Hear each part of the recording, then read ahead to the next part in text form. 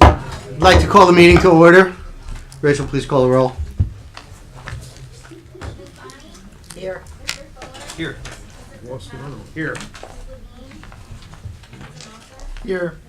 Here. Here. Here. Here. Here. Please stand for the salute to the flag. I pledge allegiance to the flag of the United States of America and to the republic for which it stands, one nation, under God, indivisible, with liberty and justice for all.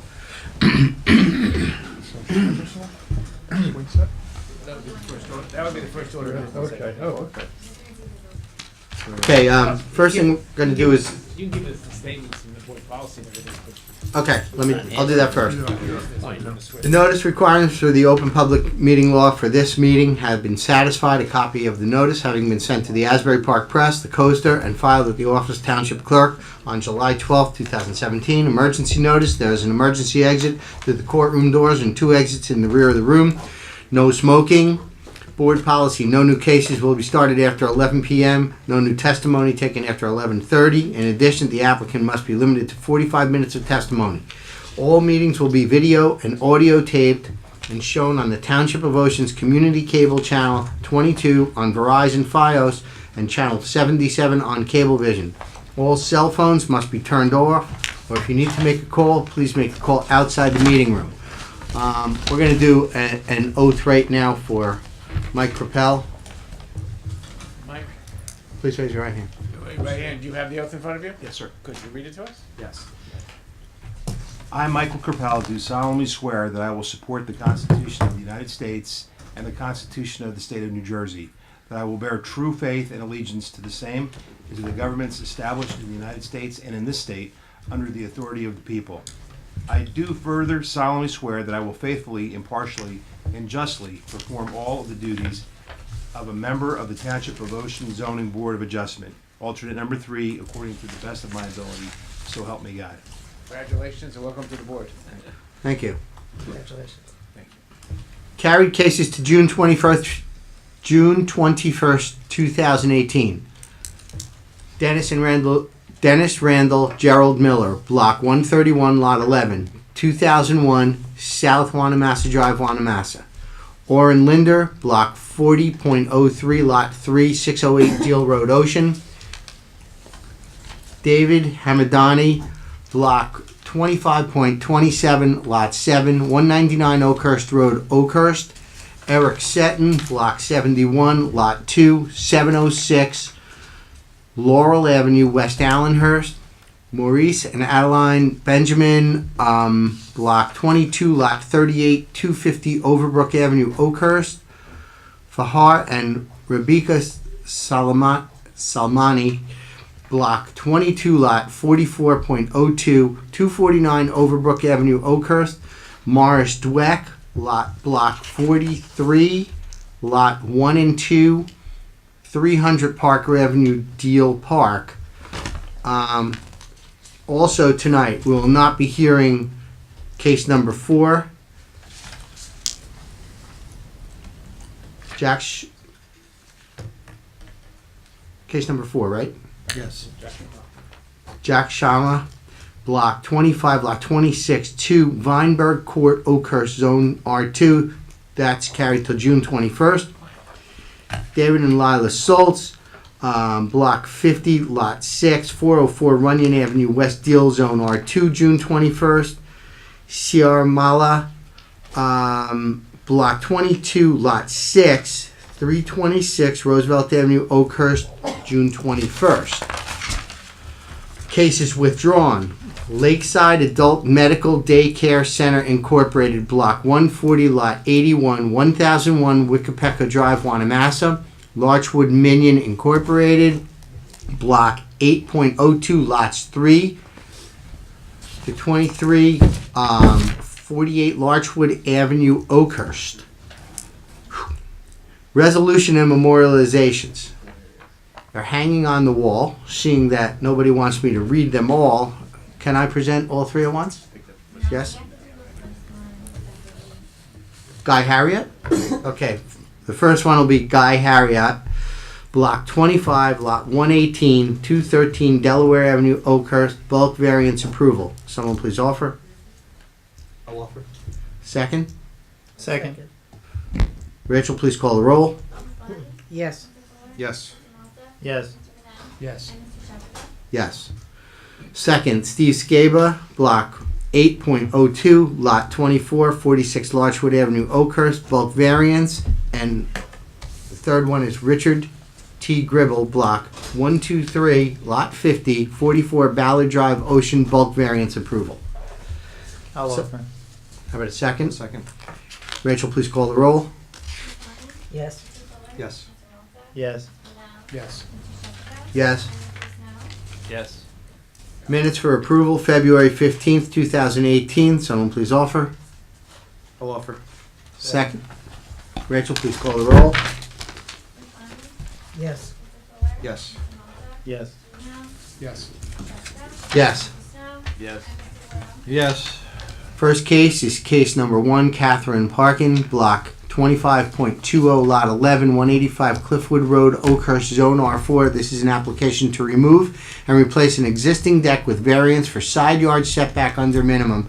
If you remember from last month, we actually finished this case. Right, and we left it open for balance of service, which was, I forgot, was that the press problem? And she is republished in the press, and it's satisfactory. So if the board would like to close the public hearing and vote, they may do so. Is there anyone here from the public to be heard? Motion to close the public hearing. I'll make a motion to close the public hearing. Second.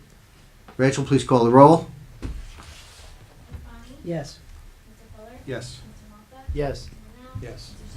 Yes. Yes. Action. And, well, Miss Rachel has a resolution, Oh, yes, that's right. which Maureen would like to read, because she does it so well. Is this mine? That's your word.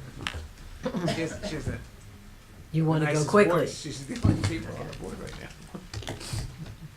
Resolution of the Zoning Board of Adjustment of the Township of Ocean. Whereas an application for a building permit to replace a deck in conjunction with a single-family residential dwelling located on the premises known and designated as 185 Cliffwood Avenue, Oakhurst, Block 25.20, Lot 11 in the R4 zone on the tax map of the Township of Ocean was filed by Catherine Parkin with the building inspector and/or zoning officer of the Township of Ocean. And whereas the building inspector and/or township zoning officer of the Township of Ocean denied the application for a building permit based upon the completion of the proposed construction. The side yard setback will be less than the minimum permitted by the zoning ordinance of the Township of Ocean. And whereas an application was filed with the Board of Adjustment of the Township of Ocean for a variance from the requirements of the zoning ordinance aforesaid, and whereas the Board of Adjustment of the Township of Ocean held a public hearing on April 19, 2018 and May 17, 2018, and the Board having taken testimony of the applicant, having given consideration to the exhibits accepted into evidence and the reports of the Board's professional, no one appearing in opposition, the Board made the following findings of fact. 1. The applicant desires to replace an existing deck with a new deck in the same location in the rear of the dwelling of the subject premises. 2. Upon completion of the proposed construction, the side yard setback will be 8 feet, whereas 10 is required and 8 feet exists. 3. The deck will be the same size as the existing deck to be replaced. 4. The existing deck is deteriorated and presents a safety hazard if left in its current state without substantial repair or replacement. 5. The deck cannot be reduced in size when replaced to eliminate the side yard variance, since the width is needed to permit the door from the house to open onto the deck. 6. There is no additional land available to expand the size of the site to eliminate the required variances. Turning the page. 7. The deck cannot be added onto any other portion of the home in order to avoid the required variance due to the existing layout of the house and the current passageways to the exterior. 8. No one appeared in opposition. Now, therefore, be it resolved by the Board of Adjustment of the Township of Ocean that it hereby adopts the following aforesaid findings of fact. In addition thereto, finds 1. Service was made on all people and persons within 200 feet of the subject premises, and publication was made in the Asbury Park Press. 2. Based on the aforementioned findings of fact, the Board does find that the applicant exhibited a hardship cognizable by the Board of Adjustment of the Township of Ocean. 3. Based upon the aforementioned findings of fact, the granting of a variance for the use as proposed would not cause substantial detriment to the public good and would not substantially impair the intent and purposes of the zoning ordinance of the zoning plan.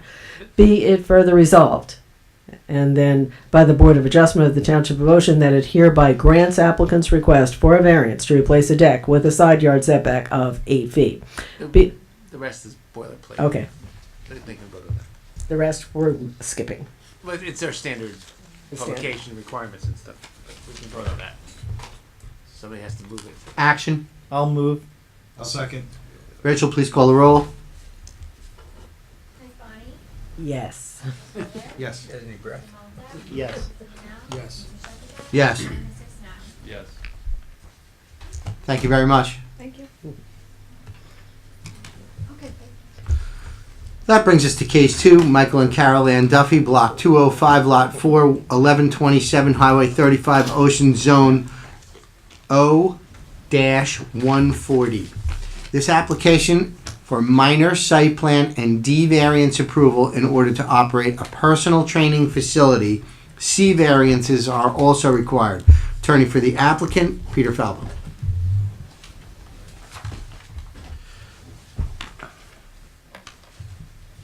Good evening, ladies and gentlemen. Peter Falvo, attorney for the applicant, Michael and Carol Ann Duffy.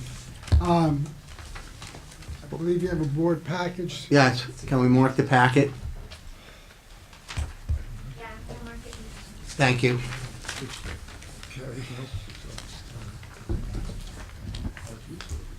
Peter is, who's going to testify? Mr. Duffy? And Mr. Duffy will testify, and Mr. Nay briefly, and I have Mr. Mallison is required for the engineering. Okay. And we also have Mr. Phone for planning. Mr. Duffy, please raise your right hand. Swear to tell the truth, whole truth, and nothing but the truth? Yes. Good. Please state your name, Michael Duffy, address. Your my home address, 301 Harvard Oval, Freehold, New Jersey. Okay, thank you very much. Can we do the engineering reports first? Yes, why don't we do that? Okay. Planner. Mr. Higgins? Okay, I'll summarize rather than read it through because my report's dated on the 14th of May, and actually we met with them the next day to have a TRC meeting and go over some changes to the site, which I think Phil can get into because he actually sketched that out. Basically, the applicant it's the 0140 zone, which is office research zone. Offices and research facilities and so on are permitted there. This use is not permitted there. The site is directly adjacent to the C3 zone. Right. The use is permitted in the C3 zone. And there's like 2 lots, this one block, 2 lots in this one block are the 0140 zone because they're very small, they're very difficult to develop, and they just would not be appropriate for most of the uses that are permitted in the C3 zone. So it was zoned 0140 to eliminate that possibility. This use would be permitted in the C3 zone and is actually an ideal use for this site, given the lack of parking that's needed, the intensity of the use as compared to most of the other uses that would be in the C3 zone. So what he's proposing is really consistent with the intent of the zoning ordinance and the master plan in terms of the future development of the site. There are some changes to the layout of the parking, and I'll let Bill get into. I think those changes are going to create C variances that will be technical in nature, but they are variances. We just don't know exactly what they are at this point in time. And maybe the applicant's engineer can discuss them. I don't know if he's going into that analysis or not. But basically, that's it. As long as the parking works, and apparently it does from what we understand, that you have to get testimony on that. I don't have a problem with it. Okay. Mr. Fitzgerald? Mr. Chairman, I have a report dated May 16th. Let me preface it by saying that I had issued an informal email with some items to be discussed at the technical review meeting 2 days before that, and we subsequently did discuss them at the technical review meeting. So I'll try to summarize. This site's been around a long time. It's been developed a long time. It's almost totally paved. It's pretty well maintained, and the parking striping is creative as it exists. All we tried to do was get a handle from Mr. Duffy's professionals on what his parking needs would be, and try to provide at least that many stalls on the site that have dimensions consistent with our ordinance, actually conforming, well, consistent. They're 9 by 18 stalls. He'll get as much landscaping as he can out of the 9 by 18 striping, and make the aisles work in terms of circulation and lessen the difficulties or the variances or the relief required. So there will be parking. I can go through some of the variances for you. There'll be parking that backs out within 25 feet of a driveway, cannot be avoided on a site of this size. There'll be parking on existing asphalt adjacent to 2 feet off a property line as it exists now. There's a variance because parking is not permitted to be within 2 feet of a property line. And there'll be 9 by 18 stalls, and What do we require, 9 by 19? I'm sorry, What do we require, 9 by no, 19? we're 10 by 18. 10 by 8. 10 by 18. Right, Yeah. but we often give the variance if developers agree to reduce the stall size to get as much landscaping as possible, which they offered to remove as much pavement as they could from the site to get landscaping along the right-of-ways. So from my point of view, it's fine. So as long as the applicant and his engineer are okay with the parking layouts that we discussed, I'm good to go with it. The rest of the stuff is pretty simple. It's a couple of gas meters. We wanted some bollards to protect them. Outdoor refuse has to be per the fire marshal. If it's going to be outdoors at all, or per the building code. We wanted a little extra curbing along the edge of the pavement on Allenhurst Avenue to keep it from breaking up. Side street. And Herbert Avenue. All right, it's a corner. I'm sorry, Herbert. Did I say Allenhurst? I probably wrote. I did. Well, I read it. Wrote it. Simple stuff. We want some building-mounted lighting. There's a couple of wall packs that don't conform. When I say ordinance compliant fixtures, I mean downlighting. Like, so you can't see the sources. If they're building mounted, they'll be able to get probably safe illumination levels on the site. Won't meet ordinance requirements to the T, but it'll be much improved over what's there now. And some maintenance repair and as much planning as is possible. If they agree to it, I'm good. Thank you. Mr. Falvo. I totally disagree with Mr. All right, Bishop. time to go home. Yes, Mr. Chairman, members of the board, we had a TRC meeting, which was very helpful. And what we've done is, Mr. Mallison has revised the plan to be consistent with what we discussed at the TRC meeting. And we have a mounted version, and you handed out another version. We'd like to mark that as A1. Rachel, can you mark that A1? Which one do you want to mark? You want? You can mark the board if you want. Probably should be for the variance.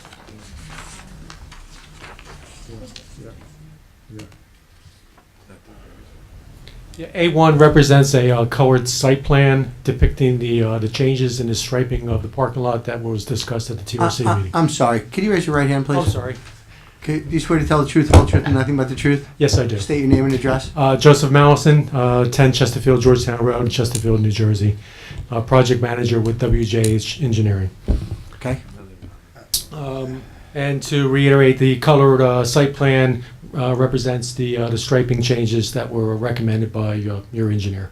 Okay. Marking that? Yes, A1. It's It gotta was be marked for A1. identification, right? It's supplemental information to illustrate what was agreed upon at the technical review meeting. Okay. It's not officially filed or in a packet. Right, so Right. didn't we mark the packet? That's B1. Yes, that's B1. Plans. That's attached to So the- be A1 for identification, yes, okay. We get the plans marked? Yes. Didn't we? Do you want We're the gonna- site plan that you initially submitted? We'll Yeah, make- because that would be good because my report is relative to it. So. So we'll mark that A2. Right. We'll mark the architectural as N2. The architectural will be A3. A3 that revised September 25th, 2017. Everything is marked now? through, what is I don't think there were planning any changes. I believe that's a. That's what's behind you. Okay? Mr. Falvo. Thank you. Mr. Duffy was sworn in. He was sworn in. Mr. Duffy, would you please state the nature of your business for the board, please? I run a one-on-one training facility in Oakhurst on the corner of Monmouth Road and West Park Avenue for a little over 20 years. We do one-on-one fitness training. All training sessions are by appointment only. So it's not the type of gym where you just join up and come whenever you want. You have to have an appointment. You have to be with a trainer. So it's one trainer, one client. That's like 95% of our business. The other 5%, we run small group boot camp classes during slow hours where there's a maximum of 8 clients and one trainer. And that's what we've been doing for the last 20 years. What are your hours of operation? First appointments start at 5:30 a.m. and the last ones usually end around 8 o'clock at night, sometimes 9. But it's their appointment only, so it's not a steady time. And with regard to this site that you're looking to move into, I believe on the application I had said you're going to have 8 trainers at one time. Is that still accurate? Yeah, no, the max trainers we have usually at one time and 5 trainers at one time. And who else would be on the premises by way of employees? So there's 5 trainers on, there's 5 clients, that's 10, and then there's usually a receptionist on during those busier hours. Okay. And with So it would be 5, so you're gonna stick to that one, not to the 8? Yeah, no, 8 is, if we run a boot camp class, we have 8 clients max. I got that one. Yeah, and But one your trainer. 95% of your business is gonna be There's a one-on-one trainer. 5 and 5 Yeah. plus 1 employee. And that's at peak hours. We average between, right around 3 per hour. That makes a difference on the parking, that's good. That should be fine. Yeah, parking should be fine, okay. How long does each session last? Each session is 55 minutes long. Like a psychiatrist. And Like class. we've saved the 5:30 slot for you. For me? AM, not PM. Yeah. I'm off. All right. I go And ahead. how long you been doing this? How long has Mike Duffy Training been around? 20 years. Well, a little over 20 years. We started on that corner in Oakhurst October 1st, 1997. Do you have any other locations? I have another location in Little Silver. And it's all by appointment only? Yes, yeah. Personal training? Yeah, both clubs run the same way. So we're talking, and your boot camps they're during this, are those by appointment also? Well, they're scheduled during the slow hours, 5:30 a.m., 7 p.m., 12 noon. All right, but when they're scheduled, I mean, you can't have like 12 people walk in, do they? No, everything. We have an online software called MindBody where you can go online and register for a class. Okay. And But I guess you're saying once it reaches 8, it maxes out. Yeah, it shows up online. And that's it. Yep. Number 9 doesn't come. No. They're trying to figure out which Yeah. of the parking is out. Yeah, I Right, well, understand. do you have a problem with the approval, if the board were to approve it, if it were conditioned on exactly what you're testifying to? Yeah, of course.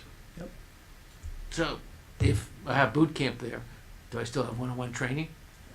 No, not at the same time. They're all scheduled during slow hours. But, if we only have 5 people showing up for a class, we can schedule 1 or 2 appointments at that time. See, in our business, our clients don't like to be in a crowded gym. And if it gets crowded, they're not going to come in. So it's a different Bless you. type of business. any other questions of Mr. Duffy? Okay, thank you. That's it. Yeah. Mr. Mallison? Wait, anybody in the audience want to ask? I'm sorry. Anybody from the audience have a question for Mr. Duffy? Okay. Okay, Mr. Mallison, referring to A1 in evidence, could you just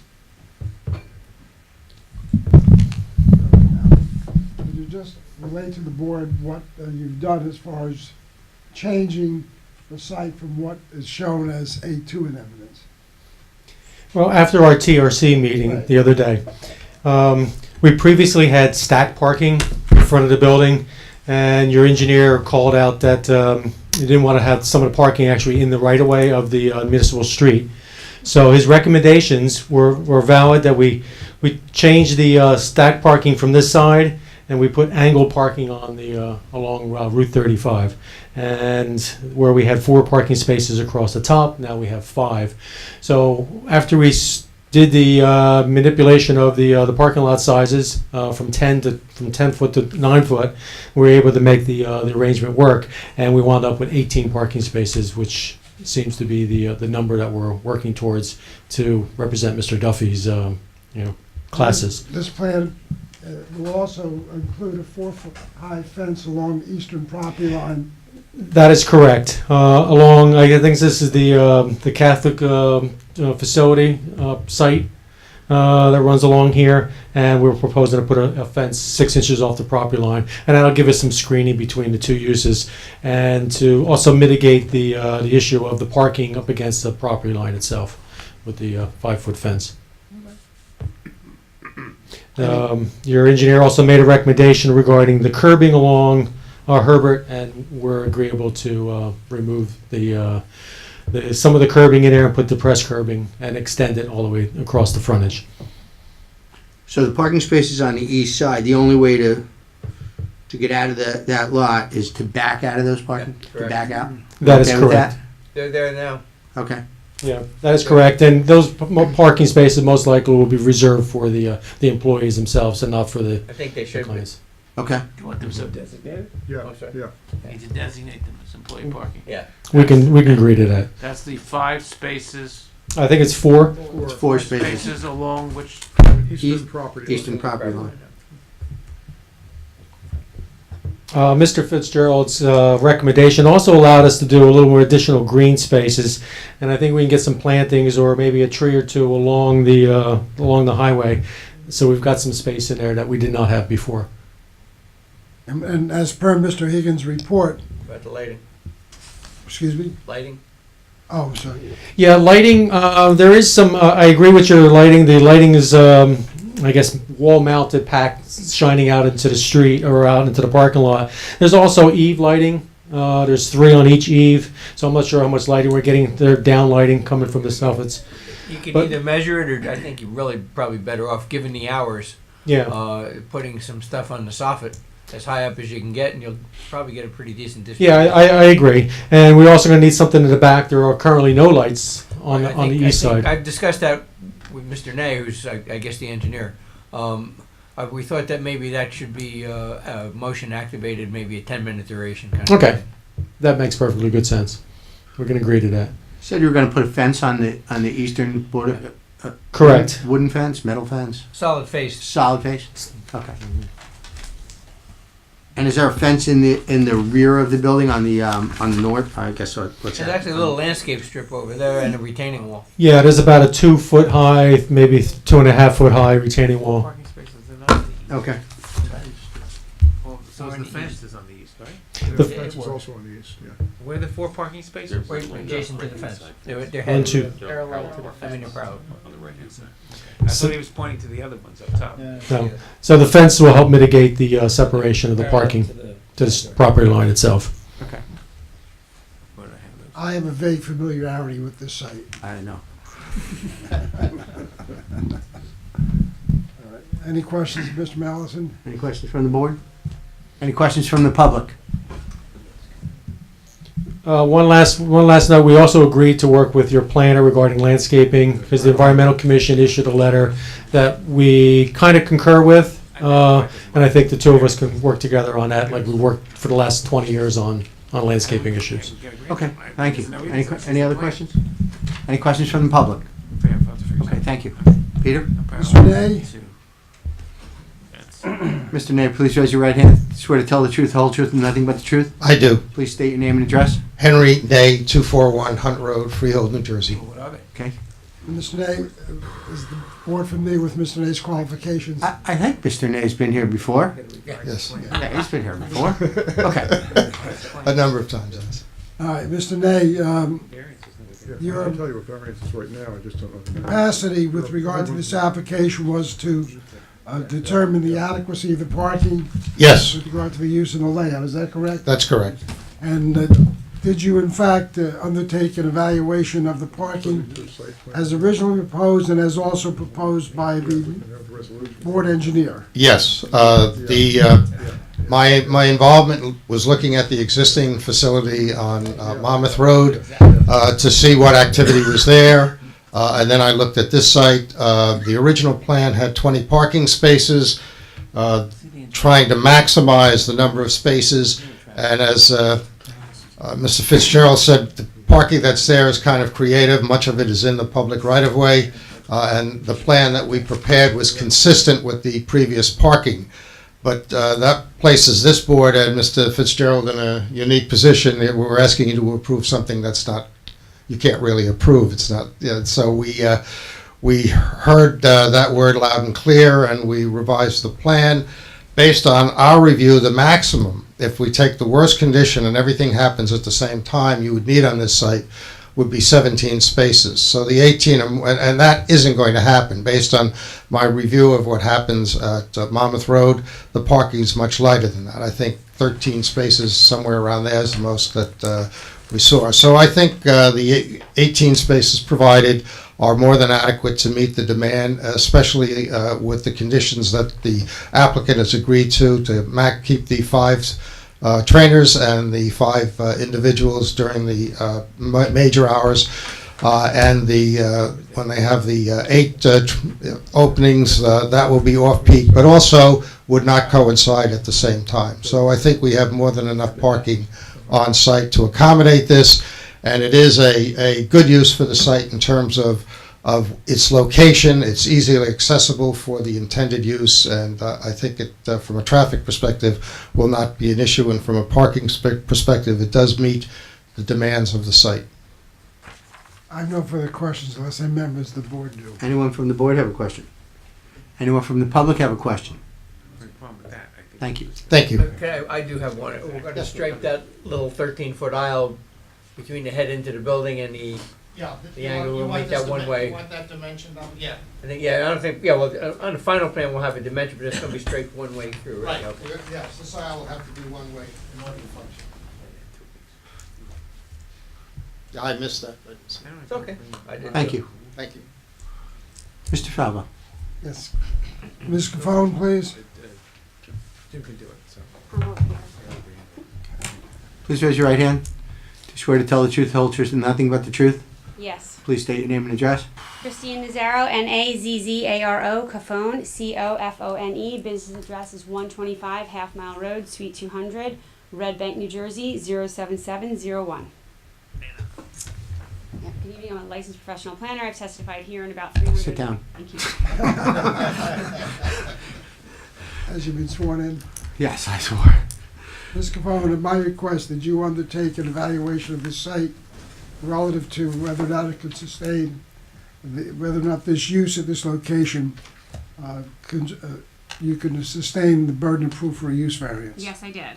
And would you please relate to the board your examination of the property and also whatever else you did prepare for this evening's testimony? Right, so I visited the subject property, reviewed the application submission documents, I reviewed Mr. Higgins and Mr. Fitzgerald's review letters. So this subject property is in the 0140 zone, despite the fact that Highway 35 is one of our most commercial intensive areas. In the township, the proposed training facility is not a permitted use here. 2 lots over, we would be a permitted use, but we're not here. So we need a use variance. We would have to demonstrate to you something that the site is particularly suitable for this use. There are several reasons why I believe it is particularly suitable for the proposed one-to-one training facility. First of all, it's a significantly undersized lot for the 0140 zone. That zone requires a minimum of 40,000 square feet, where the subject property has just over 12,000 square feet. So we're about a third of the size. So we are certainly not appropriate for the intensity of a use in that zone. Also, the C3 zone, 2 lots over, allows for other uses, restaurants, that I think also would not be appropriate here given the proximity of residential uses. So I think this is a great opportunity to adaptively reuse this existing commercial site. As both of your professionals have identified, it's been a long-standing commercial use in the township. I've been to the site many times. When I first started practicing land use planning, Mr. Falvo's office was in it, so I've been to the subject property many times, but I did go out again to look at it in preparation for this case. And really one of the things that struck me about the site is, there's really no landscaping out there right now, and there is a disorganized at best parking plan. So in my opinion, we certainly meet the positive criteria for this property as the purposes of the land use law. There are 3 I think the board can rely on for the grant of the use variance. I think the board can rely on criteria G, sufficient space in appropriate locations for a variety of uses. One of the things Mr. Higgins referenced in his May 14th review letter was that I can support the use, I don't have a problem with it, as long as you can park it. He said, as long as you can demonstrate there's adequate parking. I think based on the testimony of Mr. Duffy and how he intends to use the property, and Mr. Nay, I was a longtime client training over at Mike Duffy's in Little Silver, so I'm very familiar with how it is small group personal training, tiny group classes, one-on-one. So I think the use, as I understand it, and I was a participant in it for years, is exactly the way it was explained by the applicant. So I think the board can rest on criteria G of the land use law, which talks about sufficient space in a variety, sufficient space for a variety of uses at different locations. I think the board can also rest on criteria I. You heard Mr. Mallison indicate, as well as Mr. Higgins raise in his review letter, that he thinks there's some work that can be done on landscaping. We are proposing to remove some of the impervious coverage and install some landscaping both around the building and where we can at other locations, balancing. But as certainly we can improve it over what exists today, and the curb appeal on the site will be greater should the board approve this and approve the application. So I think you rely on criteria I, creating a desirable visual environment. And then also criteria M, an efficient use of the land. As Mr. Higgins indicates and I indicated in my testimony, this is a very undersized property. We're not fracturing the zone plan here. We're sort of framing the C3 zone. And I think that this site would be too small to even support a lot of the uses. Well, while they may be appropriate to the highway corridor, they're probably not appropriate to this lot. So I think that the board can rely on criteria M, which is an efficient use of the land. I mean, we certainly want our highway corridors to be busy and thriving, but we want them to be appropriate as well. So I think those are the positive criteria. And as far as the negative criteria, the fact that we're parking the site and the fact that we're upgrading the landscaping, I think the board can come to the conclusion that there's no substantial detriment to the zone plan or the public good if in fact you promote this use here. And I think Dean's is in such close proximity, and Mike Duffy's and Dean's work so beautifully together. So I think that alone would be an excellent reason to approve it. So I think we certainly substantiate our burden of proof for the grant of a use variance, our statutory proofs as far as particular suitability, the positive and negative criteria, and the enhanced reconciliation for the Medici non-inherently beneficial use is that this is a 12,000 square foot site. So when the governing body put the 0140 zoning in place, they probably were not envisioning 12,000 square foot lots to do much to accomplish the goals of that zone plan. So I think all of our burden of proof is reconciled. There's no reason, I think, from a planning point of view, why the board shouldn't approve this application. And with regard to some of the bulk variances that were discussed by Mr. Fitzgerald, the 9 by 18 parking stalls, parking within 2 feet of a property line, backing out within 20 feet of a driveway. Excuse me? 25. 25 feet. 25 feet of a driveway. Oh, excuse me. Okay. Let you go. I think the board can look at the totality of the bulk variance relief on this as C1. As this board well knows, you can grant them under C1 hardship, C2 flexible C. The existing conditions existing on a piece of property are statutory reasons to grant a C1 hardship variance, and I think that those are not a function of Mr. Duffy's personal training. Those are a function of they exist on the property today. So many of those, if not all of those variances, would be granted for anybody who wanted to repurpose or reoccupy this building. They're certainly not a result of something that we're creating. And I think the fact that we're creating a parking program to reutilize this building and a landscaping plan that will of course be acceptable to both of your professionals, I think will certainly balance any of the detriments associated with those C1 bulk variances. I think they're C1 hardship variances given the existing configuration of the property. So your conclusion would be that the use variance as well as the bulk variances could be granted without any substantial detriment to the master plan or the zoning ordinance of the Township of Ocean. Yes, absolutely. I have no further questions. Any questions from the board? Any questions from the public? Thank you. Thank you.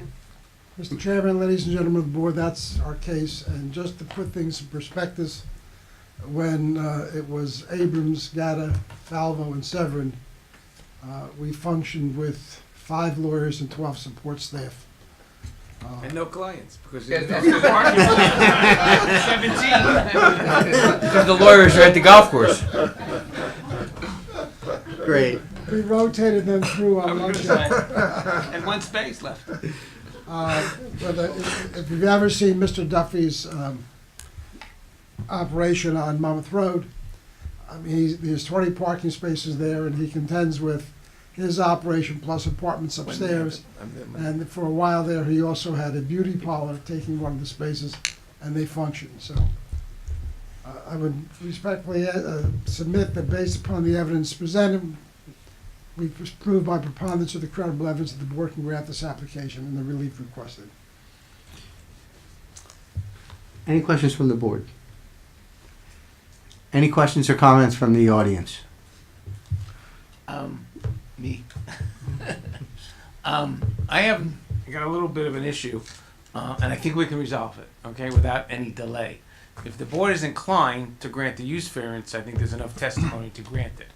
I would suggest, though, that the applicant give us a site plan to be reviewed by, probably by Jim Higgins, to tell me what variances we need and what the intensity of those variances are. Is it 2 feet? Is it 2.5 feet? I mean, nothing's been measured. I can tell you what I think the bulk variances are, and I can tell you unequivocally that they're either being improved or remaining the same.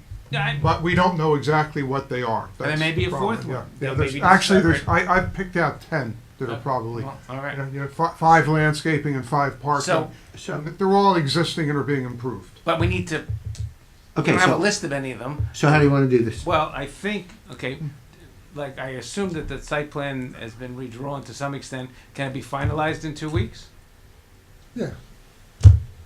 Yeah, we can And everything? finalize in 2 If you weeks. can get it into Jim within 2 weeks, he can give me a report, and I can prepare resolutions for the bulk and for the site plan for the next hearing, which is the same as we would if we Right. approved it tonight.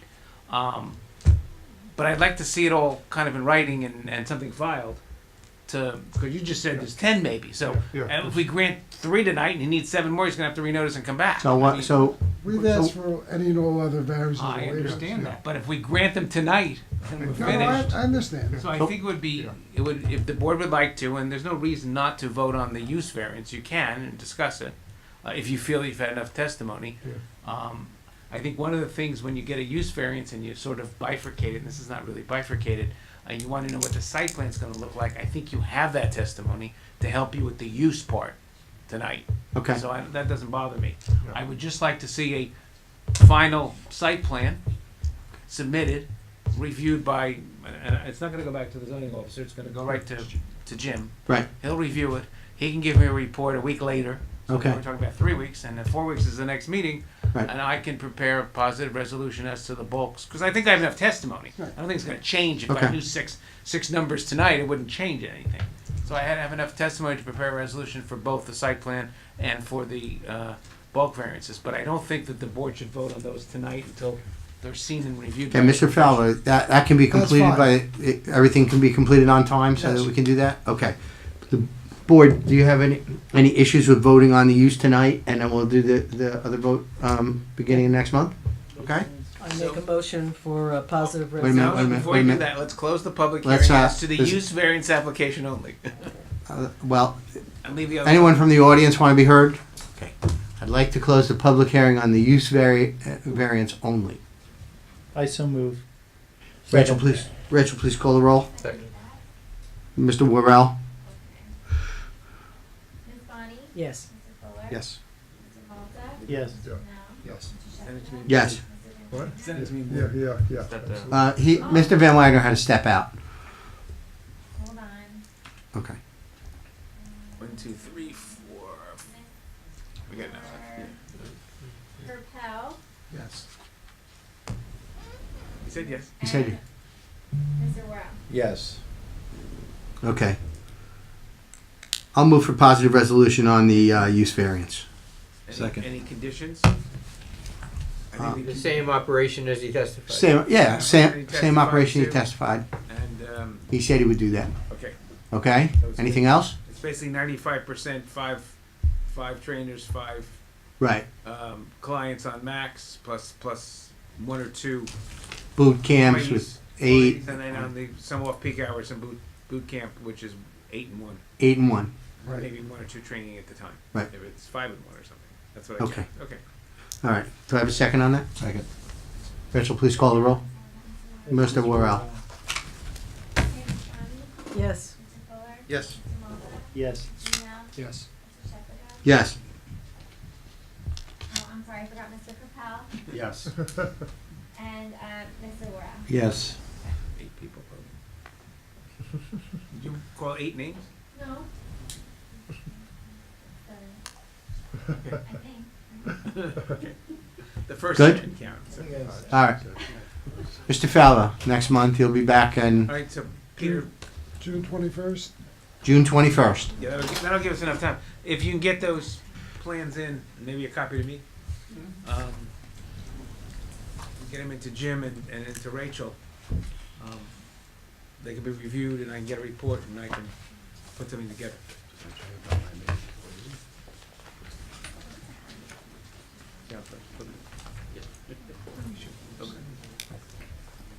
And we're leaving the public hearing open as to the variances. Peter? Yes, Public that's hearing's fine. left open to the variances and to the site plan. So Right. we'll have another report and I assume I'll be able to.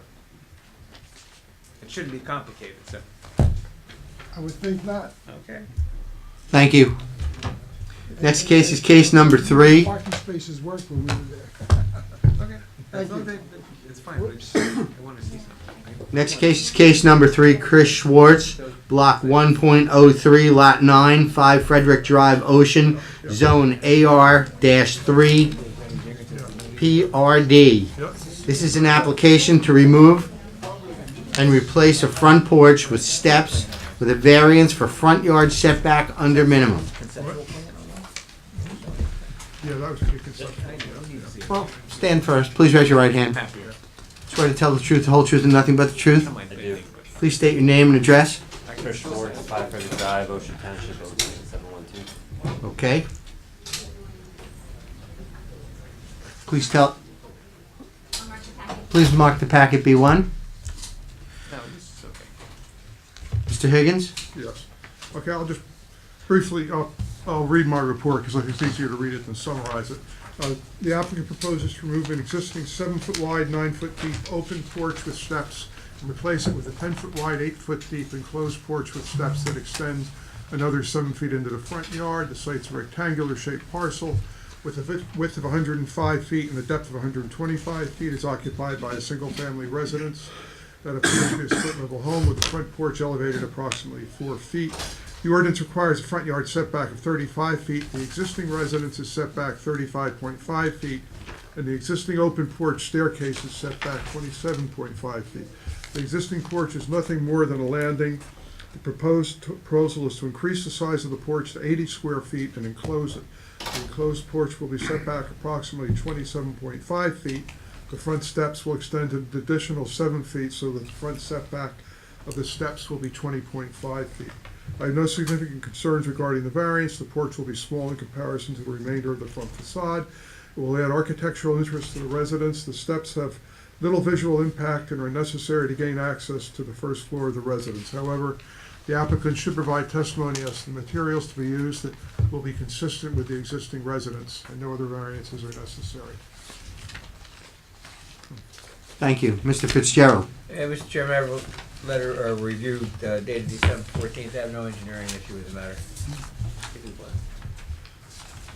Mr. Schwartz, Yes. tell us what you're about to do. I'd like to build a porch Okay? my front steps are crumbling. Okay? I wanted to add a little architectural detail to the front of the house Okay? and have something enclosed. I have 3 kids, so sometimes they're opening the door. I'm afraid I'm gonna bump one of them off the porch. They're 7, 5, and 2. They're always standing behind me, and just not a lot of room. It's just a normal stoop that you see on all the split levels around here, Right. and I just like to do something a little different. So you're replacing the steps and you're putting the porch there for safety so your children don't throw you down the steps, correct? So I don't throw them down the steps. Color and materials match. Everything on Yeah, I'm going to, I have that white 70s brick on the lower level of my split. I'm going to actually remove that when I do the porch. And I'm going to do the same type of veneer, the stone veneer you see on all the new homes. Right. And wrap that onto the porch. Okay. And then I'm hoping to put a metal roof on the porch. Okay. Again, you see that in like more like the high-end homes, like Yep, metal. sure, detail. yeah, it's still Right. standing seam. Nice. Okay. Also, this is covered, yours is not covered now, right? It's not covered. Not covered. This will help for the elements. Okay. The door remains the same. Good architectural look. Yeah, nice. That's it, right? Yeah, that's it. Any questions from the board? Any questions from the public? Motion to close the public hearing. So moved. Second. Rachel, please call the roll.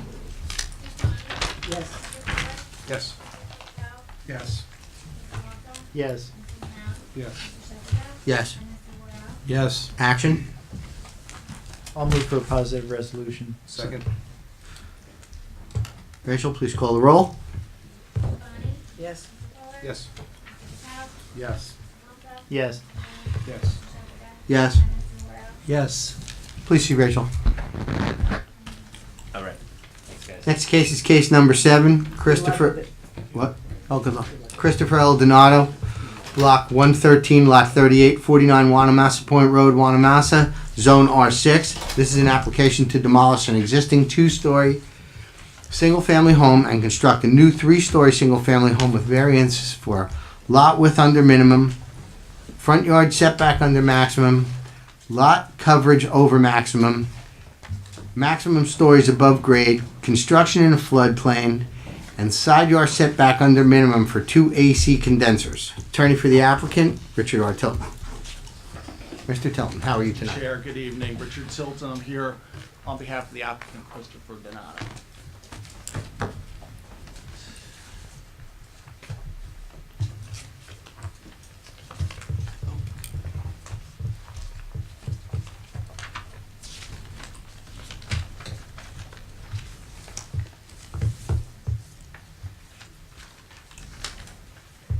Oh, are you waiting for me? Sorry. I'll mark the packet you want. Thank you. It was like the soup was too hot, but I didn't have a spoon. Just sports and weather. Okay, Um, who's going to testify first? I have Joseph Walker is gonna be our architect, who'll be testifying. Barbara Ellen from Beacon Planning is going to give planning testimony. And then Christopher Donato, the applicant, he may interject with any information that might be needed by the board. Good, thank you. And then, Mr. Chair, I submitted these. These are just copies of. Speak into the microphone so we don't get lost here. You went to Rachel and Mark? Rachel, you have to mark one of those. I have one in the file. Yeah. Okay. Yeah, it's the same one as in the file. So I'll mark it A1. Okay, are those pictures? Yes. You have to just- tell us what each picture We is. will, please. well, we can, it's a packet, the first is a title block. The second page is the front page, as the front of the house as it exists from the street. The third page is the rear of the house as it exists. The fourth page is the proposed elevation. The fifth page is the first floor plan. The sixth page is the second floor plan and the attic plan. And then the seventh page is a copy of Mr. Sermont's survey, the existing conditions and the proposed conditions. All of these materials are in the application. I just made these for ease of, for you guys, it's just easier for you. Okay, you marked the packet as B1, so we usually go to Mr. Higgins for his report Absolutely. before we start the testimony. Mr. Higgins. What I will do is I'll summarize. It's a 40-foot wide by 130-foot deep lot on Wanamassa Point Road. It has an existing 2-story building, which is not the most attractive building in the world. It has a shed in the back. It has a number of existing nonconformities, which include the lot width, the side yard setback, the building coverage, number of parking spaces, and the location of a building in the front yard, which isn't in my report. I mean, not in the front yard, in a floodplain rather, which that's not in my report, but that is another pre-existing non-conforming condition. The application requires a number of variances, some of which exist. The lot width, 50 feet is required, 40 foot exists. Minimum front yard setback, 30 feet is required, 24.2 feet is proposed. With regard to lot coverage, 35% is permitted, 52.8% is proposed. Maximum stories, 2 stories above grade is permitted, 3 stories above grade is proposed. That third story is simply a small storage area in the third level of the house that's actually accessed by pull-down stairs. So it's not really a living space. An accessory structure setback, 10 feet is required, and 6.5 feet is proposed for the two air conditioning units. The following non-conforming conditions are eliminated. That's the number of parking spaces. 2 are required, 1 exists, 2 are being proposed. Side yard setback, 4.1 feet exists, 5 feet is proposed. That's what the minimum requirement is. And the building and structure within a floodplain is prohibited, and that's being eliminated. Overall, I think it's a substantial improvement to the site, to the area. I don't have a significant problem with the application. Again, the third story is more of a technical. They're all shaking their heads, so we don't know what. They're not, okay, so then something is different than what was represented to me, so. Well, the architect will explain. The architect will explain that, okay, well, let him explain that then, and just disregard what I was telling you, because I had misinformation there. I think what's being proposed is consistent with the character of the area. Mr. Fitzgerald. I have a report dated April 11th. I don't have much problem with it. What I do have a problem with is trying to understand what's going on with below grade. The flood hazard elevation is about 8 or 9 in this area, this tidal part of Field Lake. DEP requires that any lowest finished floor basement slab must be 1 foot above the flood elevation. So if you're going to DEP to get a permit for something below that, that's fine. You would come back for your flood hazard area variance after you get that.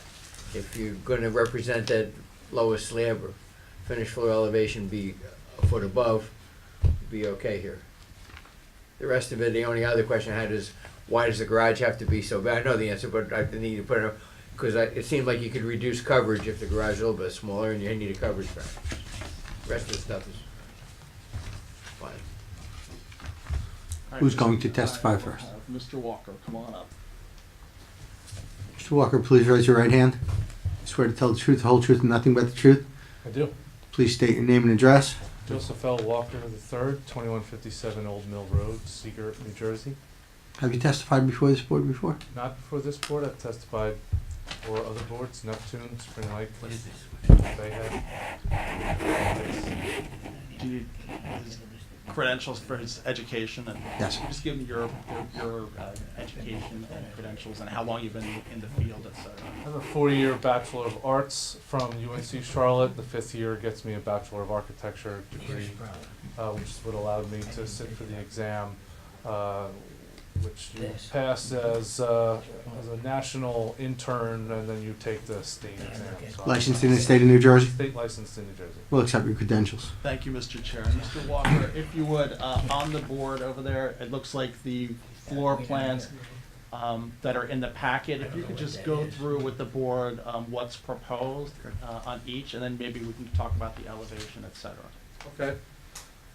One thing that might be helpful is if you refer to the site plan, existing condition plan and site plan in your lap. It's the last page. As we're going through the large scale.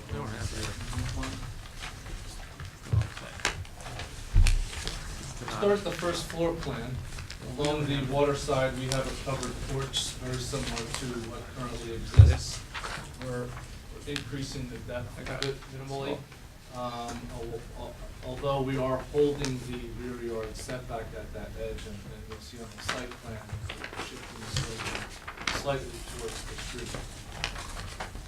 The main volume of the building is also similar to what we have existing today. We may have expanded minor area at the entry foyer, and we're proposing a garage projection into the front yard setback. The footprint of the house, is that essentially about where the footprint is of the existing structure? If you could just give them some relation as to what's there now versus what We're keeping a two-story element along the water side in the same location. We're proposing a new in the place of the existing. We're repairing a west side, non-conforming side yard setback, and the building is slightly shifted to the street about 2 feet, and then adding an appendage towards the street level. I'm sorry, can you use that microphone, please? You can pull it right out of there.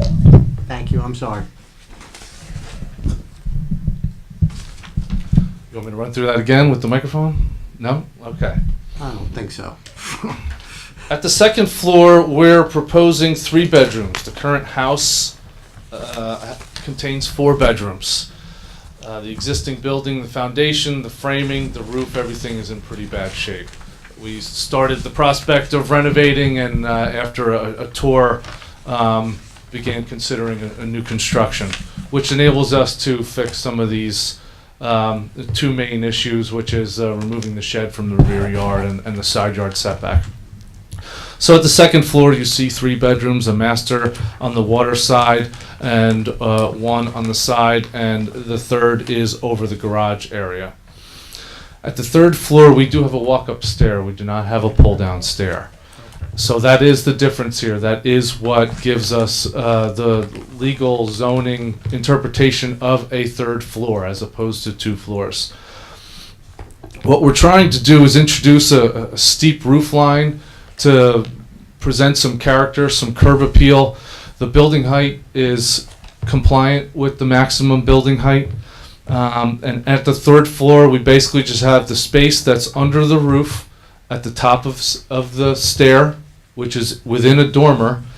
We want to finish it. It's, let's see here. We have about 153 square feet that's habitable up there with 7 feet or more. Slightly more square footage where the walls are finished at down to a 5-foot height. It's essentially a glorified hallway, which is access to this deck, which would allow us some water views. At the west side of this third floor space, we are overlooking a railing down into the second floor hallway. It is open to below. The deck on the third floor? Yeah. So the deck is on the third floor? Yeah.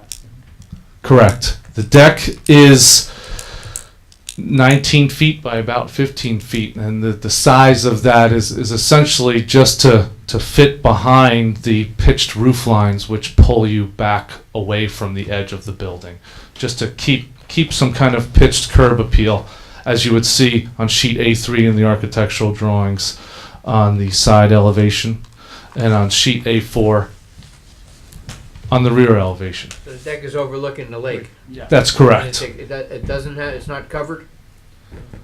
No. It's covered on the first floor. No, the deck itself. Deck, high deck. Correct. Okay. It's open to above. Nice. And again, the third floor, it's 156 square feet, is that what you said? Yeah.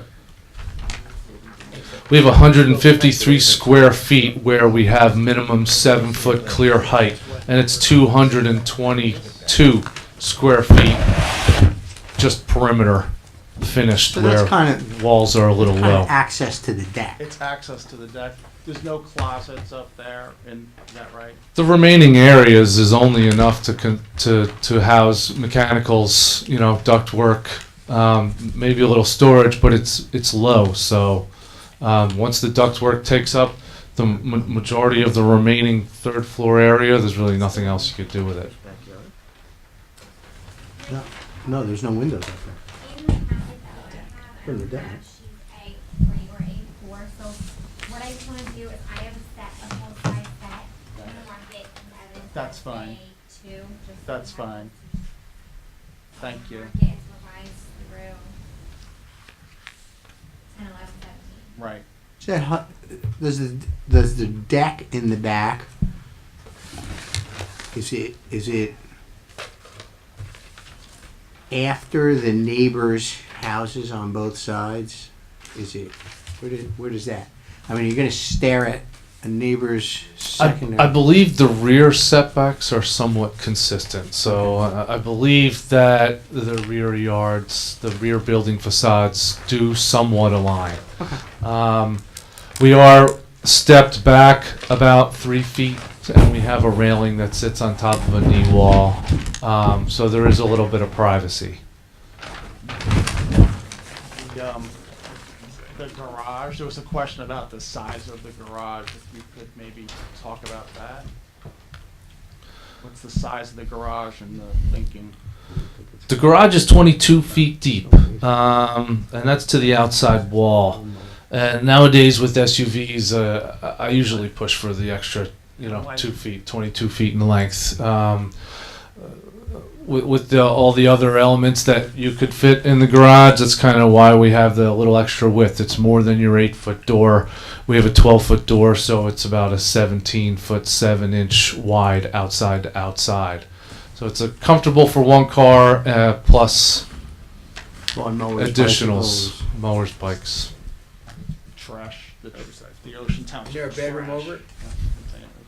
I'm sorry? Isn't there a bedroom over it? Yes, that's correct. Probably maybe drive the size more so than the storage, right? I mean, it's really just kind of squared off the house. Architecturally, what we try to do is give it a little more than just the one-story garage, because it starts to introduce a little more curb appeal by putting something above it. In some towns, we're not allowed to put garage doors facing the street, so when we do look for a variance, we try and give it a little more beauty on the second floor, so it's not just a car storage. And that's why it needs a little coverage problem. Right.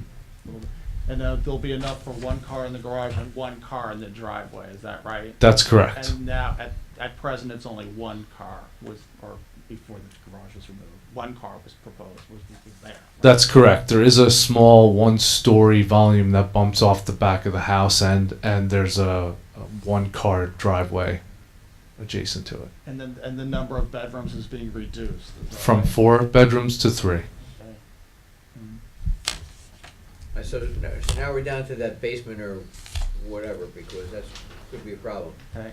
So my recommendation is that you indicate that that'll be in conformance with any DEP requirement, which I believe is a foot above the flood hazard area. I don't think we even have any choice, of course. Well, I don't, but if you wanted to go to DEP, I'm just trying to get you out of here tonight. Right. If you went to DEP and something changed and you ended up can do what you want to do, you can always come back, but this at least keeps you moving. Right.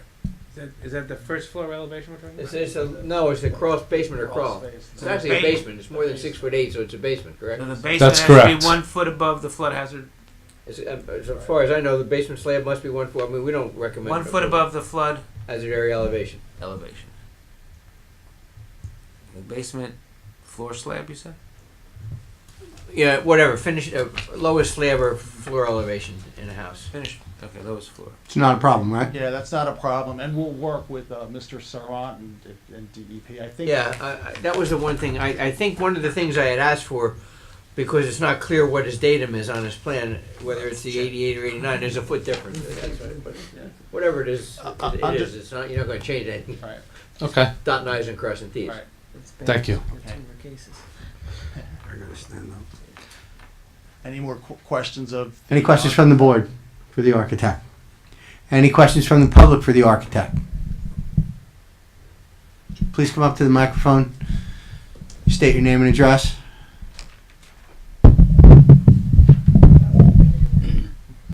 Hi, Garrett Stacy, 4701 Massa Point Road. I'm a neighbor of the existing dump, and I got a couple of questions. First, are you going to have a sump pump? Wait, there's questions for the architect only. Is there going to be a sump in there? Yes. Okay, is it going to drain down to the lake? I'm not sure about the discharge. We'll follow the building code on Okay. how that's. Do you have a picture of what this third floor deck is supposed to look like? Oh. So on the rear elevation, where we have currently a one-story covered porch, we have a glorified sunroom where we can swap out screens. an enclosed porch, so like a four-season room. So that covered porch, and then we have a second floor with windows, and it is that area directly above the master where the windows face the water, and it stretches back about, starts about 3 feet from the edge and goes about 15 feet to the wall beyond where the door is. Microphone. Oh, sorry. Thank The you. existing house is about 3 feet back from ours. You said the house is, you're gonna move it 2 feet, which way are you gonna move it? When you say ours, what do you mean? Our house, 47 Mass Point Road. Which is, To you're the next, east. you're right next door? Yeah. Yeah, his house is Left to or the right east. as you face it, Garrett? When you face that drawing, is it left or right? To the right. That's gonna be to the right. To the east. Yeah, Okay. yeah, that's our side. So is it gonna, are you gonna move the whole house? We're proposing the new rear exterior wall in the same location as the current rear exterior wall. How many square feet is this gonna be?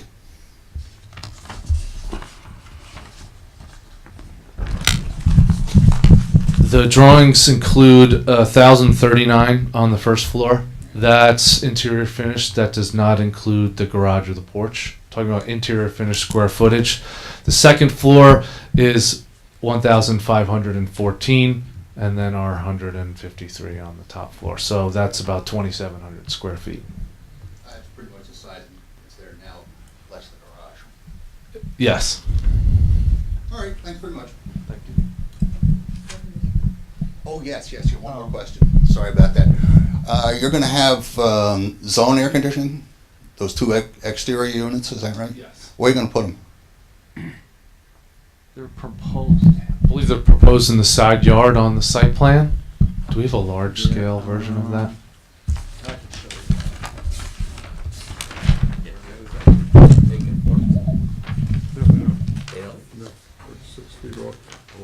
So this is the property Yeah, line? they're six. Put them in there? Yeah, they're 6.5 feet off the easterly property line. Does that conform? No. No. Can they be put next to the garage where they would conform? What, the setback is what, 10 feet? Yeah.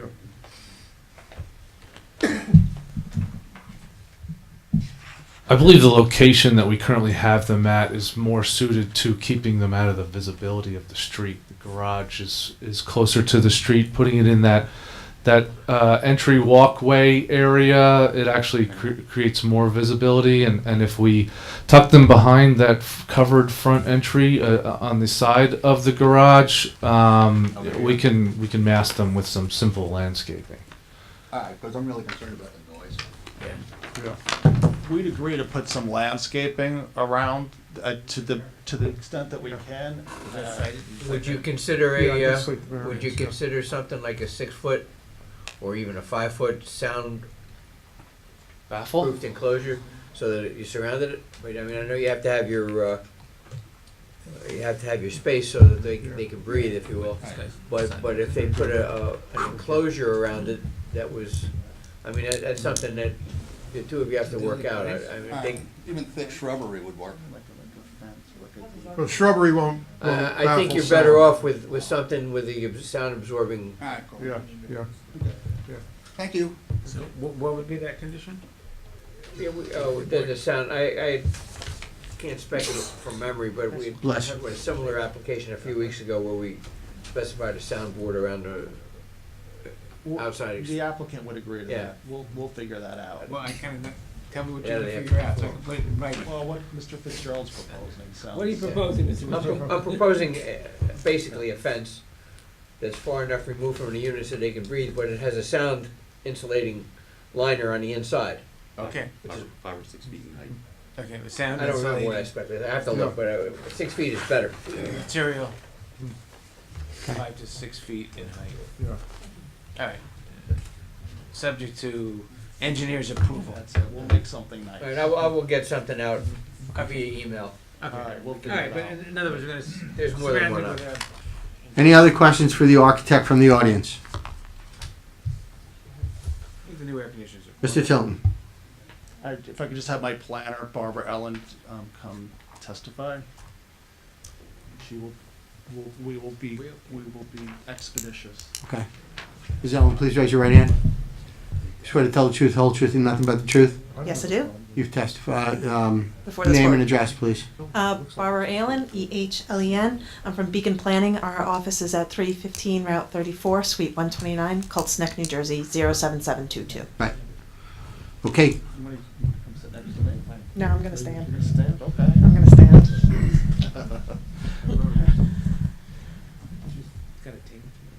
All right, Miss Ellen, if you would just give the board your credentials. I believe you may have testified. She's testified. She's been here many times before. Okay. So I'm just going to continue going. Miss Cafone. If I could Should we introduce... reach Miss Cafone status? Yes. Oh, fantastic. If I could introduce this board, it's a exhibit number... Can I borrow your pen when you're... Great. It is a two-sided board containing photos of the property and the neighborhood, and I will introduce them as I go through.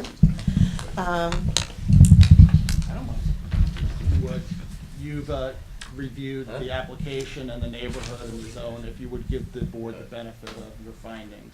Yes, I would love to. So I just wanted to present the overall neighborhood first so that we can get an idea. This is a very unique area. It's one of the oldest ones in the town, and it also has very small lot sizes. And a lot of these homes predate that. There's a lot of setbacks, coverage violations of that nature. The first in the top left is actually a Google image because I couldn't stand back enough to get this kind of view.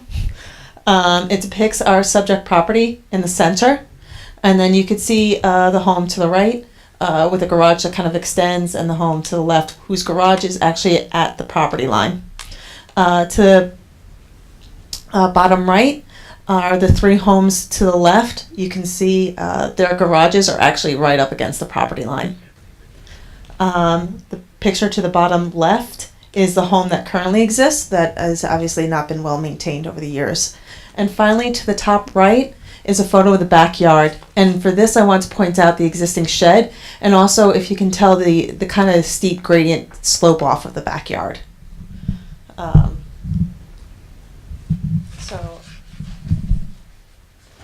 So the parcel is, as we've known, is improved with a vacant four-bedroom home. The parcel is encumbered with a 100-year floodplain, and this is going to come into play later on because it actually limits the usability of the backyard. There's limited space to actually go out and enjoy the views along the lake. We've already summarized the variances being requested, so I'll move on. First, I would like to talk about the master plan. 3 points that I would like to bring up are to promote a desirable visual environment through creative development techniques and good civic design and arrangements. As Mr. Higgins noted, this is a substantial improvement over the home that is currently there. To maintain character and value of existing residential neighborhoods, we're proposing a home that is in character with this neighborhood, and one that is also modern to fit more modern family needs. And to ensure the future development in the township does not conflict with the existing land uses, which again speaks to the character of the home proposed. I note that the R6 zone was developed in order to reflect existing conditions of homes developed on smaller lot sizes. So your ordinances recognize that these are older homes on smaller lots that predate a lot of your zoning. With respect to the master plan and the municipal land use law, I would say that the proposed is conformance with both, and I would like to point out that this application cures two items that are actually pretty detrimental to the neighborhood. The first is the insufficient parking. Walking the site, you'll know that the actual roadway is 20 feet wide. So on-street parking is extremely limited. So as much as we can get parking off the street is a benefit. The second is the shed in the 100-year floodplain. So by getting rid of that, the benefit is if it floods, we no longer have that debris floating around. And plus, what do you store in sheds? You store gasoline. You store your lawn mowers. And so you don't necessarily want that entering your lake either. So we're removing these two substantial detriment. Looking at the municipal land use law, I would point to I to promote a desirable visual environment through creative development techniques and good civic design. Clearly, a desirable environment is is important in such an older neighborhood. You want to maintain its integrity, and that's what the applicant is doing. I note that within Burbridge, which is dealing with expansion of nonconforming, they say aesthetics alone is enough to approve a variance, and we're just here for a C variance. For our tests, as noted, there's C1 hardship, C2 flexible. C1 hardship, I would say, is the current lot frontage. Obviously, it's 40 feet where 50 feet is required. There is no available land to cure this deficiency. When we go into our C2, I'd like to talk about the minimum front yard setback. 30 feet required where 24.2 feet is proposed. As noted, a lot of the homes actually, they're more oriented towards the lake, and so the back is treated as the rear yard a little bit. The setback, although intruding, is actually more than what's typically provided in the neighborhood, and is probably similar to our neighbor's home. Let me see. Nope. Who you can see over in here, who also has a garage that projects forward, but is set back from the street. With regards to lot coverage, these are smaller lots, and many of the homes do. And in order to provide a home, bless you, in line with current needs or modern needs, and also it adds to the township's housing stock in the long term. So we are requesting a lot coverage. As Mr. Higgins noted, while the proposed building coverage seems to be excessive, it is consistent with the building coverages in the area.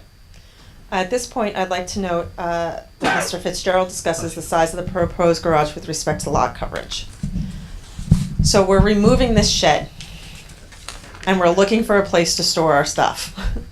And there are a lot of items that you would not necessarily put into a basement. You're not going to put your lawnmower, you're not going to put your snow blower, you're not going to put necessarily your shovels, your lawn care items. And so the additional space allows for the elimination of the shed and the consolidation of everything into the garage. Finally, oh, actually, there's two more. Maximum stories, 2 stories permitted where 3 is proposed. This is a very small 3rd story, and as the architect said, it's akin to a hallway.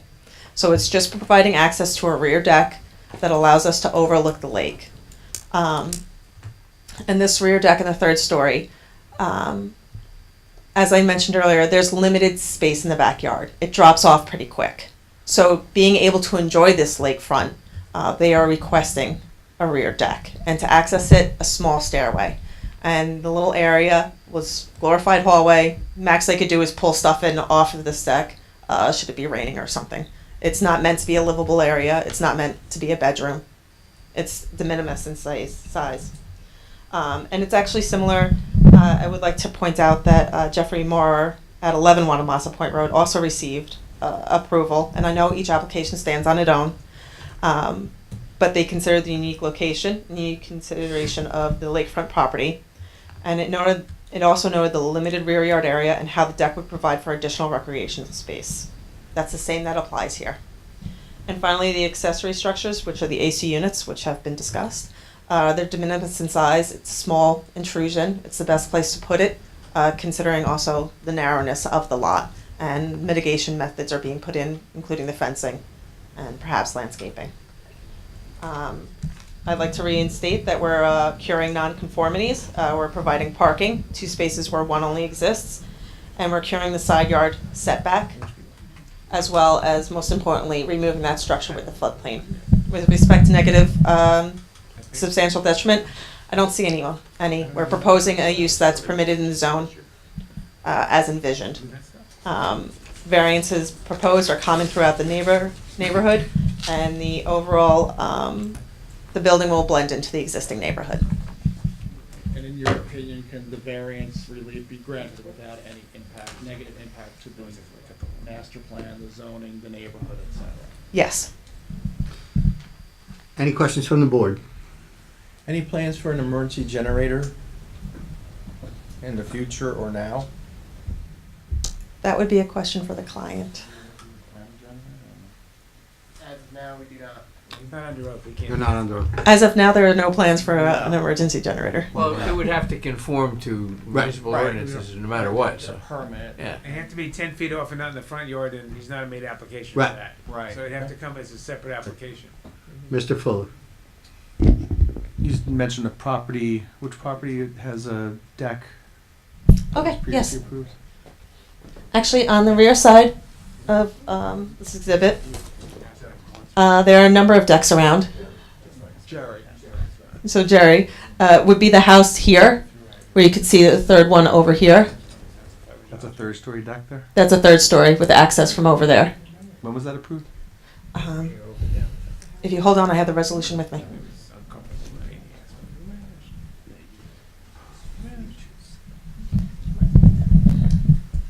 It was 2011.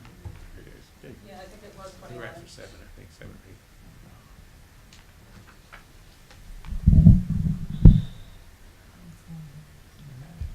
Yes, it was approved May 2nd, 2011. Thank you. Any other questions from the board? Any questions from the public? Oh, I would like to just mention that the house does respect the overall height limitation in feet. Okay. Thank you very much. Mr. Tilton. That's the conclusion of our application, and we hope that the board acts favorably. We are really improving the site.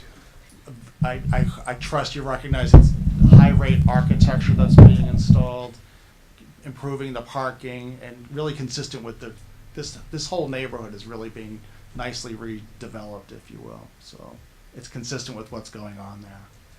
I have a question I'd like to pose to your client. Okay. Mr. Donato, please come up. Raise your right hand. Swear to tell the truth, whole truth, and nothing but the truth. Do. Please state your name and address. Chris Donato, 500 Windermere Interlaken, New Jersey 07712. Thank you. Please be seated. Mr. Donato, I see that part of the plan is there's a bedroom over the garage now. Are you planning on having CO monitors, carbon dioxide monitors in the bedroom? All to code, yes. Okay, that was all. Yeah, Just- that thought always goes through my head, too. I wasn't even sure if our code covered that because I don't think we've been asked to approve one where the bedroom was directly above the garage, and that's become more of an issue lately with the press. Cars that don't shut off. Yes, they don't shut off. Any other questions for Mr. Donato? Mr. Donato, when did you grow up? Last time I saw you, you were a father. Now you're building houses. When did you grow old? I know, that's the problem. Any questions from the public? Motion to close the public hearing. Make a motion.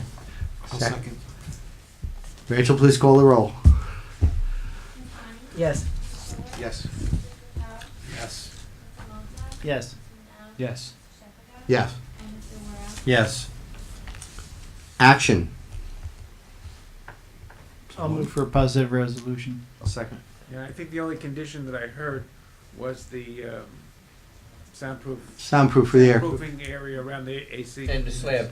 And the Basement slab slab. and And the the DEP. basement The other slab. condition was, it's gotta be 1 foot above the slab. Flat as area elevation. Okay. Or as per DEP regulations. Oh, and I gotta revise the plan for my, I had asked for some more information, my understanding. Okay. Okay, that was offered by Russ. Who seconded it? Okay. Mr. Fuller.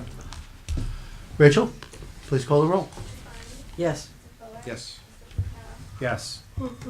Yes. Yes. Yes. Yes. Good luck. Please see Rachel tomorrow. Mr. Chairman, members of the board, thank you very much. Thank you. Good seeing you. Mis- Yeah. We can't either. Stroke of luck. Yeah, I know. Mr. Tilton, don't move. Can't remember how old I am, Jack. No, don't believe Next it. case is case number 8. Chris Tilton, block 138.01, lot 35, 1104 Brower Boulevard, Wanamassa, zone R5. This is an application to construct a covered front porch with variances for front yard setback under minimum. Attorney for the applicant, Richard Tilton. Yes, Mr. Chair, members of the board, Richard Tilton, Allenhurst, New Jersey. I'm here this evening on behalf of the applicant, Christopher Tilton. You see it to my left. Yes, we are related. Thanks. Please.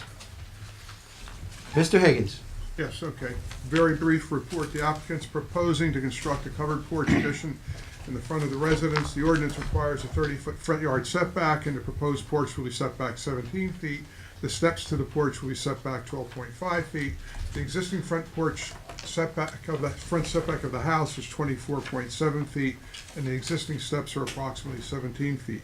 There's no significant concern regarding this variance. The front of the house is very plain looking, and the addition of the front porch will enhance the appearance of the residence. And I think this will be a recurring theme through a number of applications.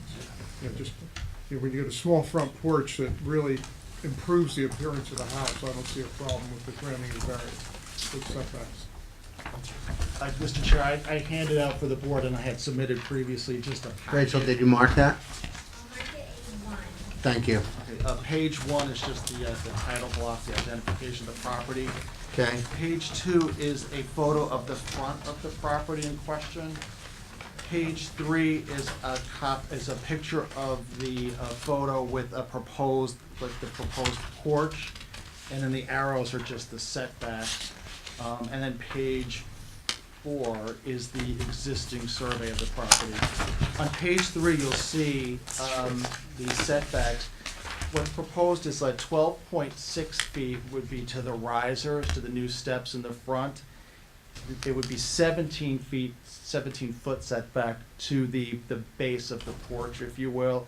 And the existing setback is depicted, it's 24.7 feet is what exists now. The porch essentially just runs along the front of the residence. There's steps down, proposed steps down to the side to access the driveway, and new steps to the front. And I believe Christopher would give you testimony similar to Mr. Schwartz that the existing porch is really small. You could almost fall off of it. It's so small. So he just needs to replace that porch. And this is the schematic of what's essentially going to be constructed there. Mr. Tilton, would you like to testify? Please raise your right hand. Swear to tell the truth, whole truth, and nothing but the truth? I do. Please state your name and address for the record. Christopher Tilton, 1104 Broward Boulevard, Ocean, New Jersey, 07712. Okay. And then Christopher, you heard what I just explained to the board. I guess the size of the porch you're proposing, it's what, 6 feet 8 inches? Is that right? The depth of it? Yes, from the front of the house to the towards the street would be 6 feet. And then I believe it's 20 feet of just going outside the 2 front windows, and then these steps off of the west side going down into the driveway. So the porch would be 6 feet 8 inches in depth, if you will, and it runs the whole line of the house. No, just the front, just 21 feet of the 21 front. feet. Not the entire length of the front of the house. Okay, with steps down. And what type of decking is going to be? Going to use pressure-treated wood and just have a basic porch, and then I'm going to either paint it or get veneers. I didn't want the Trex stuff because I've heard about it and it expands and contracts and looks bad after a couple of years, whereas the pressure-treated wood tends to hold up better, and then have spindles and lattice. Painted, yeah, lattice. Thank you. Okay. In the rendering, the roof over the deck does not match the house. Is the roof going to match the house? The shingle's going to match the house? Yes, we're going to scab into that and probably replace the shingles on the rest of to get a new roof. For the whole house? For the whole house. Okay, as long as they match. Can't have 2 different colors. Yes. I might buy him some shutters. Okay. And just for the board's edification, I'm looking at the rendering of the proposed porch, and the dimensions actually are incorrect to the disadvantage of the applicant. It's showing the dimensions to the curb, not to the property line. So there's like another 5 feet for each of those dimensions. So the steps would be actually about 17 and a half feet from the curb. From the street. Rather than 12. Okay. There's no sidewalk in front of the house. Yeah. Perfect. Yeah, but the property line is back behind the The curb. property line is about 5 feet behind the curb. This, it's really just a schematic. Yeah, yeah. We used it Yeah, we used yeah. it from the survey. So, yeah, I just wanted the board to be aware of the fact that those distances are actually greater than. The than property listed. line is in the road? What? The property line is in the road? No, the property line is behind the 5 curb feet line. to the, 10 whereas feet. you're looking at it 5 feet to the right. 10 feet. The arrows It's extend 10 too feet? far. Okay, it's 10 feet, so Oh, then the you've got. arrows extend too far. The I thought you arrows said Arrows extend extend property too line. far, Okay. yeah. So give me the numbers, guys. So now it's going to be how many feet to the front steps? It'll be 12.6. 12.6 from the property line to the front steps. That's correct, though. Yeah, That's, yeah. that's not showing, that's showing to the curb, the property line. Okay, but his numbers are correct. Numbers are numbers are correct, the correct. arrows are wrong. Numbers are correct. Okay, so he's got more. He's got more space. Yes, The that's graphic right. artist was overzealous. Yes. Okay, but the numbers from the property line are correct. Yes, The that's property correct. line That's is correct. further back, so the impression is it's going Right. further Yeah, out. Yeah. yeah.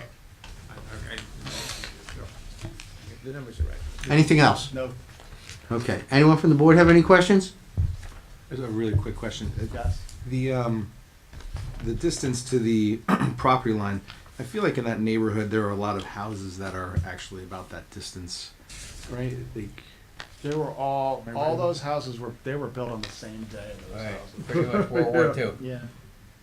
That whole section over there. that whole section, might be picturing like a few blocks over, but those houses seem to be very close to the property line without a deck or a porch or anything like that. And Yeah, he's got the dimension on the survey, it's 24, I think.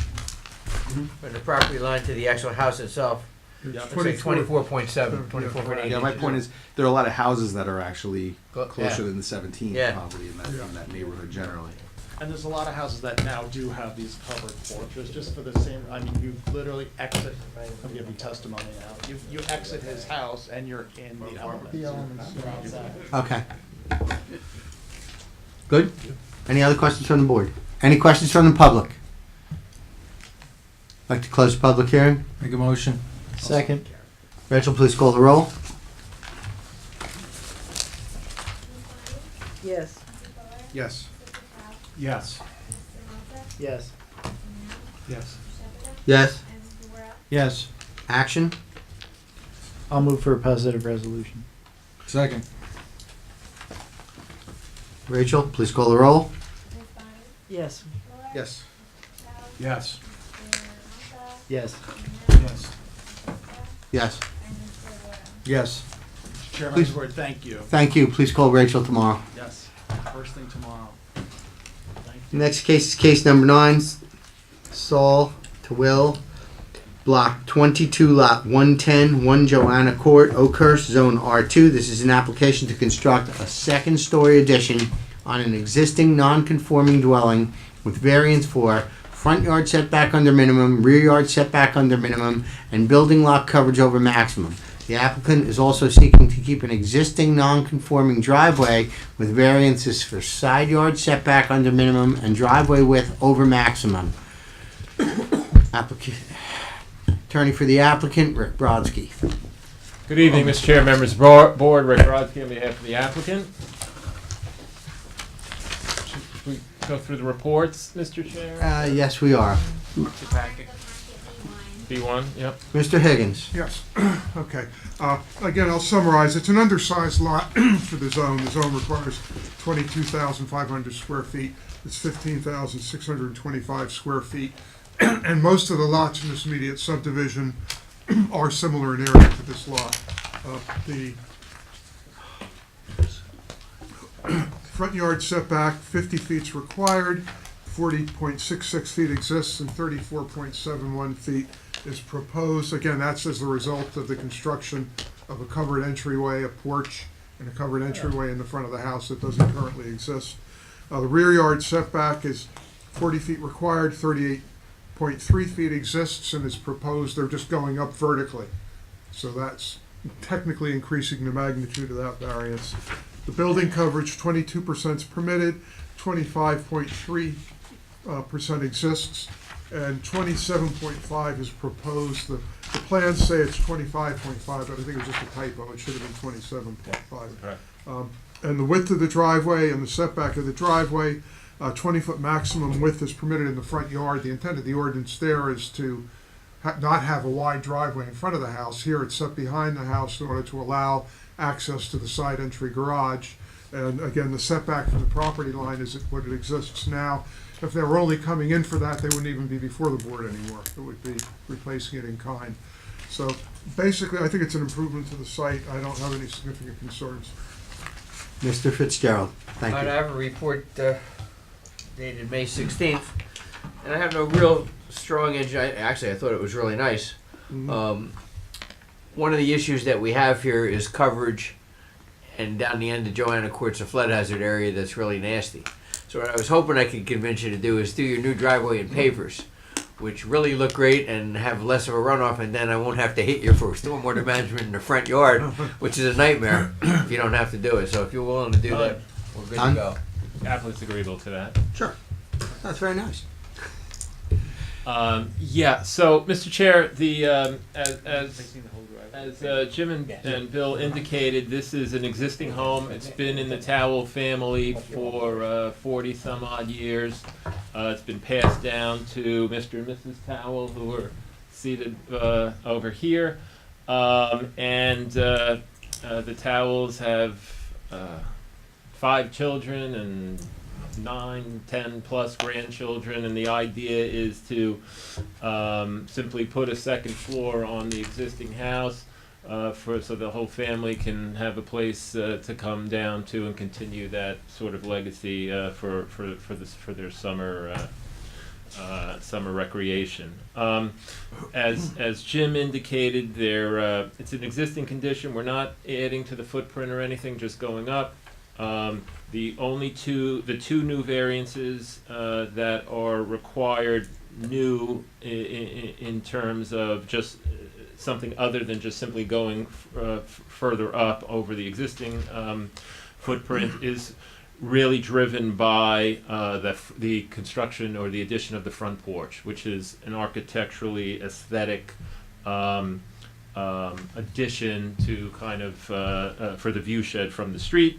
It's open, it is covered, but it's open, so that gets a little closer to the front yard, to the front property line, and adds this little bit too. But that's what drives that addition to the existing coverage condition. Driveway is proposed to remain the same.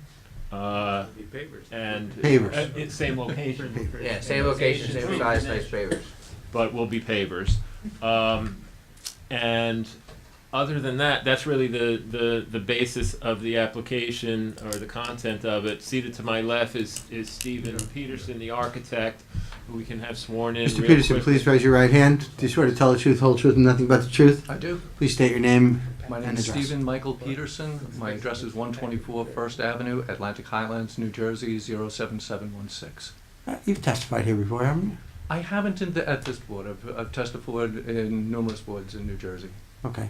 You're licensed architect Oh, yeah. in the state of New Jersey? Yes. Okay. Yes. Good. We'll accept your credentials. And his main credential is that he designed my house. Okay. Take him out of here. Get the hook. Stephen, if you would, the board has the plans and they've been reviewed. If we could just real quickly, maybe I see that you have a couple of nice looking mounted photos there. Rachel, you want to mark those, Rach? To have those. Additional prints that should Yeah. Could you please take the microphone though? We're recorded and on TV and all the rest of that stuff. They are. Yes, it's That's a few of what's contained in there. Well, you have to tell us what's on each page, please. You want me to go through it? Please. There are several color boards. The first one is a front elevation. These match what Rachel has? They do. You can mark the pack. Why don't you mark the packet? Yeah. The plans that are in that packet are also the plans that were submitted, the 6 sets that you already Mark have. the pack as the next just to reduce. exhibit, and it's going to be Okay. just they're all photos of the existing. They're photos. They're copies of the plans that have been submitted. There's also an aerial that is in the packet. It's kind of Okay. all-in-one kind of thing. Yeah, so the package is set up with a series of before and after images. There is a perspective, there's an existing front elevation, and then a proposed rendering.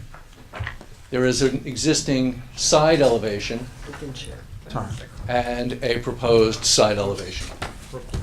I also have an aerial here just to demonstrate that the size of the house is consistent with the sizes in the area. Shall I walk you through the plans?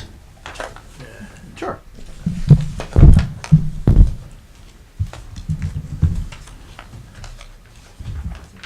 Your easel failed the height restriction, you know. It does. In fact, You have a defective, That's all right. I have You an have a easel defective easel in the malfunction in the back. So essentially, we're adding a second floor onto the existing first floor in the same footprint. We're not asking for anything to be larger. Perfect. We're not asking for anything to be larger. We're going straight up. We're adding 9 bedrooms, 3 bathrooms. The first floor essentially is remaining the same. No, This will be behind you. it's a big family. With the modification of an existing, or a new stair going up to the second floor, the kitchen, dining room, the covered deck, 2-car garage, that is all essentially remaining the same. There were 3 bedrooms, I believe 3 bedrooms, Saul? 3 bedrooms here, and we're changing that to a master bedroom and a study. And then, Stephen, you have a picture of the, you have a rendering, colored rendering, right? That you can show the board of what the house will look I'll like let you hold that one. as designed. And that's essentially what we're looking to do. So we have, there's a covered porch up front. The porch is essentially at grade. The house is very low to the ground. And we're just wrapping a roof around that to cover that and place to sit in front of the house. Good to go. I think it looks nice. Those nice questions? 9 bedrooms. You have enough bathrooms? 9 bedrooms. 4. Still not enough for all the grandkids. I know. They're gonna have to double up. All right. Any questions for the architect? Definitely going cedar shade. We haven't decided exterior material. But whatever it will be, it will match. Top will match the bottom, roof will match Yes. the lines, everything will match. The only thing we haven't decided, there is stone in the front in the setback area right there. I haven't decided we're going to keep that or cover that. But whatever you put there is Yes. going to match the rest. Okay. That's what Absolutely. I'm concerned about. Yeah. You won't have any other. Okay. Any questions? Any more questions for the architect? Any questions from the audience? Motion to close the public hearing? I move. Ooh. Rachel, please call the roll. It was Russ and Mr. Worrell. You're not having an affair, you wanna go to somebody else's? I did. No, as well. I like this. Okay. The teacher's note. Ms. Bonnie? Yes. Mr. Fuller? Yes. Mr. Malta? Yes. Mr. Minell? Yes. Mr. Shepherd? Yes. Mr. Van Wagner? Yes. Mr. Worrell? Yes. Action. I'll move for a positive resolution. I'll second. Rachel, please call the roll. Ms. Bonnie? Yes. Yes. Mr. Malta? Yes. Mr. Minell? Yes. Yes. Mr. Van Wagner? And Mr. Worrell? Yes. Thank you, Mr. Chair, members of the board. Thank you. Thank Please you see very Rachel much. tomorrow. Meeting's adjourned. Thank you. Shoot me a brief email. You have to say that in every meeting to everyone.